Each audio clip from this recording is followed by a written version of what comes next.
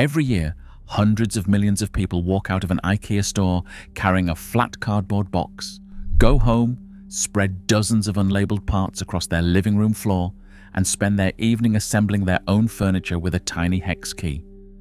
Nobody actually enjoys this part, and yet it's precisely why IKEA became one of the largest furniture companies on earth. The self-assembly isn't a design flaw or a cost-cutting afterthought. It's the single decision the entire company was built around, and it started with one employee getting frustrated trying to fit a table into his car. IKEA is today the largest furniture retailer in the world, with over 500 stores across more than 60 countries, serving hundreds of millions of customers a year. But here's the part most people never think about while they're wandering through the maze-like showroom. Almost none of the furniture in that building actually leaves fully built. It leaves in a flat box with a little bag of screws and a wordless instruction sheet, and it's on you to turn it into an actual couch or bookshelf. That single decision, shipping furniture disassembled instead of built, is arguably the most important business decision IKEA has ever made. It's not just about saving cardboard. It touches nearly every part of how the company makes money. According to IKEA's own published data, a flat-packed product typically ships with far greater efficiency than the same item assembled. In some published analyses, it uses more than double the amount of usable truck or container space compared to shipping a fully built piece of furniture, which is often mostly empty air.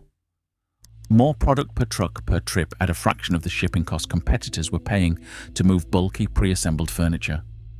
That single efficiency gain is the quiet engine underneath IKEA's entire low-price reputation. Number 3. How they accumulated this advantage, from 3 minutes 15 seconds to 8 minutes. To understand how this idea actually came about, you have to go back to 1943. When a 17-year-old Swedish teenager named Ingvar Kamprad started a small mail-order business, selling pens, wallets, and other small household goods out of his uncle's farm. The name of the company was an acronym, I and K for his own initials, E and A for the farm and village where he grew up.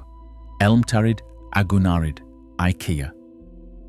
By 1948, Kamprad had expanded into furniture, working with local craftsmen to produce chairs and tables he sold through catalogues. But there was an obvious growing problem. Furniture is big, heavy, and expensive to ship. As the catalogue business grew, shipping costs were quietly eating into the company's margins.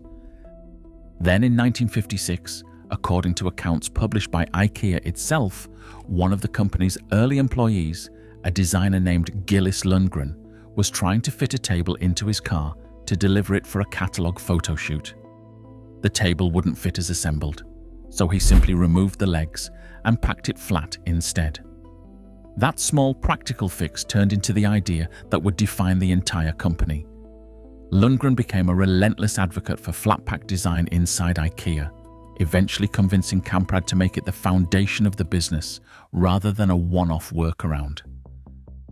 The math behind the idea was almost too good to ignore. Disassembled, that same table took up roughly a fifth of the space it did fully built. Multiply that efficiency across an entire warehouse full of furniture, shipped to stores across an entire continent, and the cost savings became enormous. But IKEA didn't stop at just shipping flat. The company restructured its entire retail experience around the idea. Stores were built as combined showroom and warehouse spaces, so customers could see a fully built version of a product on the showroom floor, then walk to a self-service warehouse section and load the flat-packed version onto a cart themselves. That single shift eliminated an entire layer of labor and inventory cost that traditional furniture retailers had always assumed was simply unavoidable. Fully assembling floor models for every unit sold, and paying delivery staff to transport and assemble bulky furniture inside customers' homes. So if this is such a foundational business decision, why does it barely register for most shoppers walking through an IKEA store? I think it's because IKEA is deliberately designed to make the experience feel like discovery, not calculation. The showroom floor is arranged as a long, winding path through dozens of fully staged rooms, kitchens, bedrooms, home offices, specifically designed to make you imagine the furniture in your own home, rather than think about how it got to the store so cheaply. By the time you reach the warehouse section and pick up your own flat box, You've already emotionally decided you want this specific piece of furniture. The self-assembly step, the part that requires actual effort from you, happens later, at home, disconnected from the pleasant in-store experience entirely.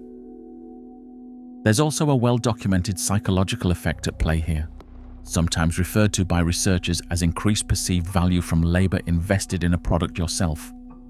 Multiple studies on this effect have found that people tend to value things more highly after putting in effort to assemble or build them personally, compared to receiving the same item pre-built.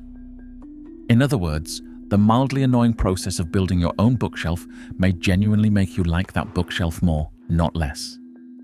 IKEA isn't just saving money by making you build the furniture.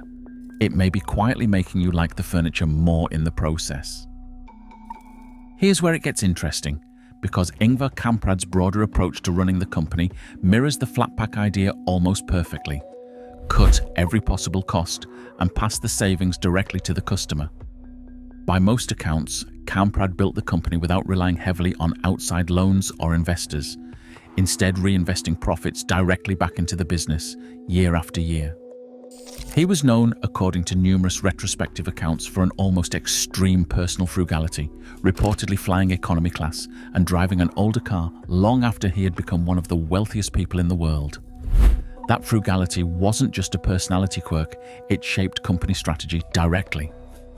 IKEA's self-service model, its warehouse-style stores, and its flat-pack packaging all reduced costs at nearly every stage of the business, and those savings were consistently funneled back into keeping shelf prices low, reinforcing the brand's identity as furniture for ordinary working people, not a luxury purchase. There's also a structural piece to this story that most customers never see. IKEA's brand, product designs, and store concept are actually owned by a separate entity, which licenses them out to the operating companies that run the actual stores, in exchange for a fee based on a percentage of sales. It's a franchise-like structure that most shoppers walking through a store have absolutely no idea exists, but it's part of how the company has funded its rapid global expansion, store after store, market after market for decades. So what's the real takeaway from a story like this? The first lesson is that sometimes the biggest competitive advantage comes from questioning an assumption the entire industry has simply accepted as unavoidable. Every furniture company before IKEA assumed furniture had to ship assembled. Nobody had seriously challenged that because it seemed like an obvious physical necessity until one small practical fix revealed it wasn't necessary at all. The second lesson is about shifting cost, not just cutting it. IKEA didn't just find a way to spend less money, it found a way to shift specific costs, like assembly and delivery labor, onto the customer, while giving the customer a lower price and a sense of ownership in return. That's a fundamentally different move than simple cost cutting, and it's much harder for competitors to copy because it requires rebuilding an entire business model, not just trimming a budget line. And the third lesson is about how a founder's personal values can become genuinely embedded in a company's operations, decades after that founder is gone. Kamprad's frugality wasn't just a personal habit, it became a company-wide philosophy that still visibly shapes how IKEA designs products, prices them, and builds stores today, long after the man who started it all has passed away. So the next time you're sitting on the floor of your living room, hex key in hand, mildly frustrated trying to figure out which unlabeled panel goes where, remember that the inconvenience you're experiencing isn't an accident or a corner IKEA cut to save a few dollars. It's the entire foundation of one of the largest furniture companies in the world, built on a simple realization. Sometimes the fastest way to grow a business isn't to do more for the customer. It's to figure out, very deliberately, what you can let the customer do for themselves. And maybe that's the real lesson worth taking away from a company built on flat cardboard boxes. Sometimes the most valuable thing you can build isn't the product itself. It's the smartest possible way to get it into someone's hands. Retention triggers used, reveal structure, opens with the mildly annoying, universally relatable experience of assembly before revealing it's the entire business model. The transition, here's where it gets interesting, moves into the founder and philosophy section. A recurring callback to the cost-shifting, not cost-cutting reframe serves as the core insight. Text overlays for efficiency stats, and cost comparisons serve as pattern interrupts. Source note. Grounded in IKEA's own published company history and widely reported business analysis, the founding in 1943 by 17-year-old Ingvar Kamprad, the 1948 shift into furniture, the 1956 flat-pack origin story involving designer Gillis Lundgren, published volumetric shipping efficiency comparisons, IKEA's showroom plus self-service warehouse store format, its franchise-style brand licensing structure, and widely reported accounts of Kamprad's personal frugality and debt-averse reinvestment approach. The Lundgren anecdote is presented as IKEA's own published origin account, not as a verbatim quote from any individual.